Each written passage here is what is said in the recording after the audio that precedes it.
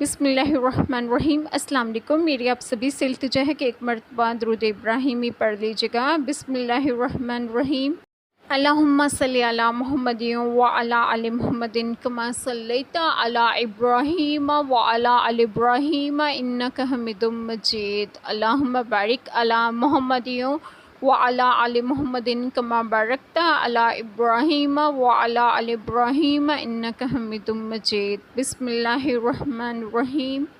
وہ جو چھپاتے ہیں اللہ کی اتاری کتاب اور اس کے بدلے ذلیل قیمت لے لیتے ہیں، وہ اپنے پیٹ میں آگ ہی بھرتے ہیں، اور اللہ قیامت کے دن ان سے بات نہ کرے گا اور نہ انہیں ستھرا کرے، اور ان کے لیے دردناک عذاب ہے۔ وہ لوگ ہیں جنہوں نے ہدایت کے بدلے گمراہی مول لی اور بخشش کے بدلے عذاب، تو کس درجہ انہیں آگ کی سہار برداشت ہے۔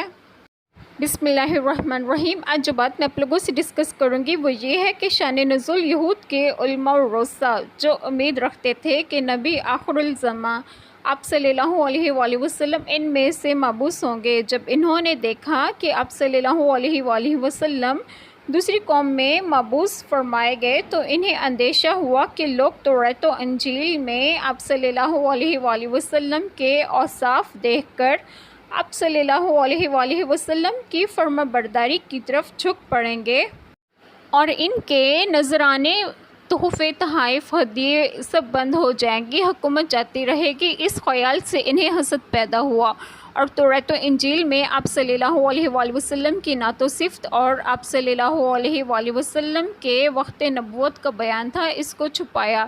اس پر یہ آیت کریمہ نازل ہوئی۔ مسئلہ چھپانا یہ بھی ہے کہ کتاب کے مضمون پر کسی کو مطلع نہ ہونے دیا جائے، وہ کسی کو پڑھ کر سنایا جائے یا پھر نہ دکھایا جائے، اور یہ بھی چھپانا ہے کہ غلط تعویلیں کر کے معنی بدلنے کی کوشش کی جائے اور کتاب کے اصل معنی پر پردہ ڈالا جائے، یعنی دنیا کے حقیر نفع کے لیے اخفاء حق کرتے ہیں، کیونکہ یہ رشوتیں اور مال حرام جو حق پوشی کے عوض جو انہوں نے لیا ہے انہیں آتش جہنم میں پہنچائے گا۔ اللہ تعالی ہم سب کے تمام گناہوں کو معاف فرمائے اور ہمیں صراط مستقیم کی راہ پر گامزن کرے، اور آپ سب کو آپ کے گھروں میں خوش و خرم رکھیں اور صحت و تندرستگی بھی دیں۔ آمین۔ جزاک اللہ خیر۔